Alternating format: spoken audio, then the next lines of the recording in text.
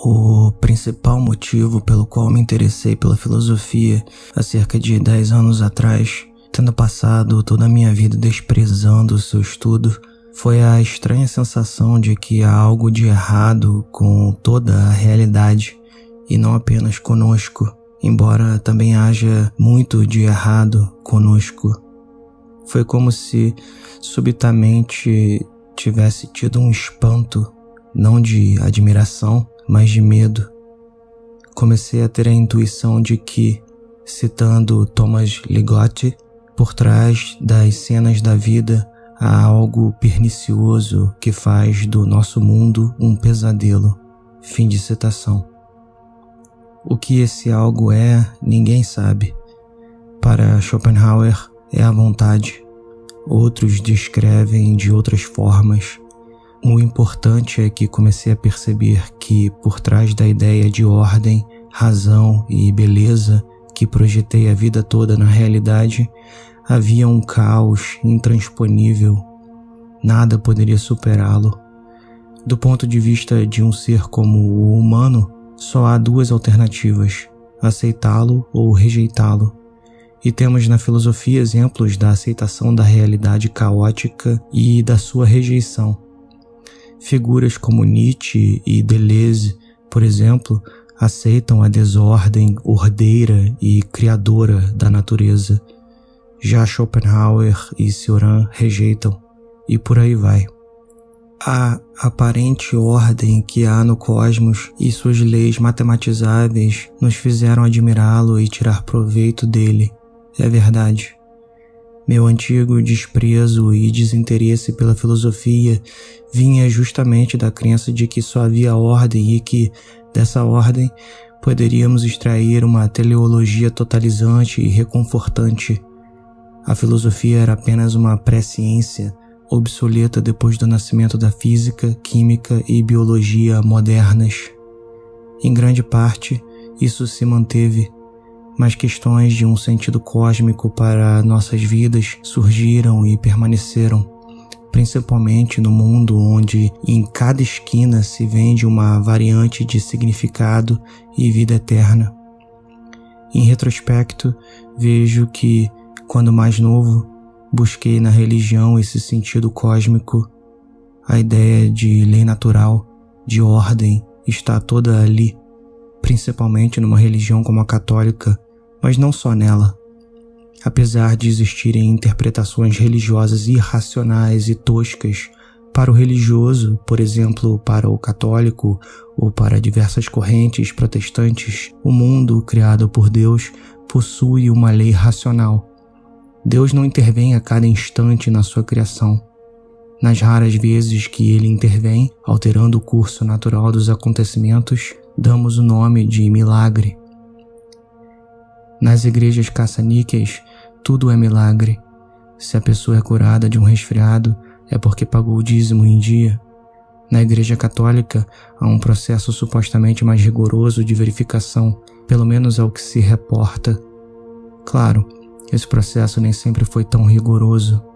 O rigor tornou-se necessário para não atribuirmos santidade a pessoas que não são, de fato, santas. Isso tudo porque, no catolicismo, os santos intercedem a Deus pelos vivos. É Deus quem faz o milagre, não o santo. Mas, segundo a crença, os santos, no céu, seriam capazes de apelar a Deus e Ele, na sua misericórdia e sabedoria, concederia milagres. Nas décadas de 1980 e 1990, era comum ver nos principais canais de televisão reportagens sensacionalistas sobre assombrações, discos voadores e, claro, curas milagrosas. As curas milagrosas não eram restritas apenas ao catolicismo, mas estavam presentes também em diversas vertentes do espiritismo e, com o passar dos anos, no protestantismo. Recentemente, porém, notei a ausência de algumas coisas nesses relatos. Por exemplo, há uma ausência de casos de curas milagrosas considerados verdadeiramente inexplicáveis pela ciência quando se tratam de doenças como glioblastoma e doença do neurônio motor, mais conhecida como esclerose lateral amiotrófica, ou ELA. Glioblastoma ou glioblastoma multiforme é um tipo de câncer no cérebro considerado raro e, na vasta maioria dos casos, idiopático, isto é, sem causa conhecida. Mas ele é muito mais comum do que se pensa. Já conheci 2 pessoas que morreram de glioblastoma, pessoas que, por sinal, tinham hábitos de vida muito mais saudáveis do que os meus. Um rapaz, amigo de amigos meus, com 20 e poucos anos, foi a primeira pessoa que conheci que teve o azar de desenvolver esse tipo de tumor. A segunda pessoa é minha prima, e ela morreu há menos de 1 mês. Glioblastoma é o câncer do sistema nervoso mais agressivo que existe e está entre os tumores mais letais em termos de sobrevida, se não for o mais letal. Com o tratamento, a média de sobrevida é de 12 a 15 meses após o diagnóstico. O tratamento é composto de neurocirurgia agressiva para a retirada do tumor, quando possível, quimioterapia e radioterapia. Sem tratamento, a expectativa de vida é de 3 meses.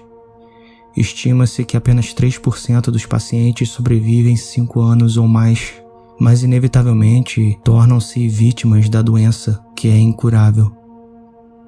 Há na literatura médica casos raríssimos de remissão de longo prazo, mas mesmo esses possuem dúvidas sobre o diagnóstico inicial estar certo ou não. Um diagnóstico de glioblastoma, para todos os efeitos, é uma sentença de morte. Entre os primeiros sintomas e exames de imagens, mas antes da biópsia, disse a minha mãe que deveríamos torcer para que minha prima tivesse qualquer coisa, menos glioblastoma. Estatisticamente falando, dificilmente esse seria o caso, pensamos ingenuamente. Quando, após muitos dias de espera, o diagnóstico brutal veio, tornou-se ainda mais próxima para mim a mensagem contida nas seguintes palavras de Schopenhauer, citando: "Somos como cordeiros a brincar na relva, enquanto que o açougueiro nos observa, escolhe um e depois o outro, porque em nossos dias bons não sabemos que calamidade o destino está preparando naquele exato momento para nós: doença, perseguição, empobrecimento, mutilação, cegueira, loucura, morte e assim por diante." Fim de citação. Embora diagnósticos de condições neurológicas raras sejam, por definição, escassos, este ano ouvi de um neurologista que eles, neurologistas, veem muitos filmes de terror e que, por isso, sentem a necessidade de passar exames que descartem ou confirmem logo o pior, ainda que o paciente dificilmente esteja acometido pelo pior. Conversando com meus pais no ano passado, disse a eles algo parecido. A vida é como um filme de horror. Uma hora está tudo bem e, de repente, tudo é transformado para o pior, sem a possibilidade de saída, salvo um verdadeiro milagre. A doença do neurônio motor, ou a ELA, é também considerada rara. Porém, ela é mais conhecida do público em geral do que o glioblastoma, principalmente por conta do desafio do balde de gelo de alguns anos atrás, além de ter sido a doença que acometeu o físico Stephen Hawking durante a maior parte de seus 76 anos. Contudo, casos como o de Hawking são raríssimos.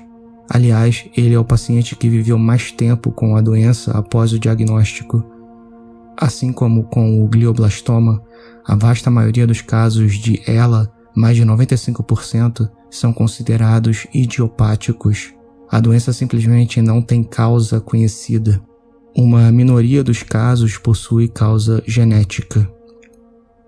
A maioria dos pacientes de ELA morre de 3 a 5 anos após o início dos sintomas. Apenas 10% ou menos chegam a 1 década. Apesar da raridade, a ELA é a terceira doença neurodegenerativa mais comum. A condição afeta tanto os neurônios motores superiores quanto os inferiores, o que significa que, aos poucos, mas progressivamente o indivíduo perde os movimentos voluntários e involuntários. Aqueles que conseguem viver mais tempo invariavelmente necessitam de respiração e alimentação artificial. Em alguns casos, até os músculos que movimentam os olhos são afetados, trancando a pessoa dentro de si. Uma parte dos pacientes também acaba sofrendo de demência nos estágios finais da doença.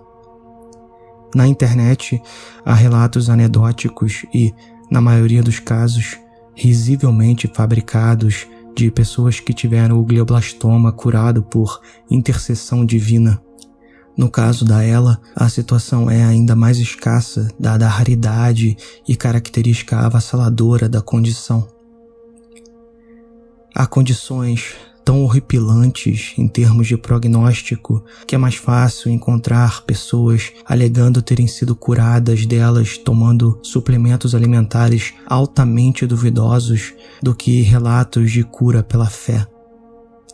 É como se nem Deus quisesse chegar perto dessas chagas e só restasse o charlatanismo mais rasteiro.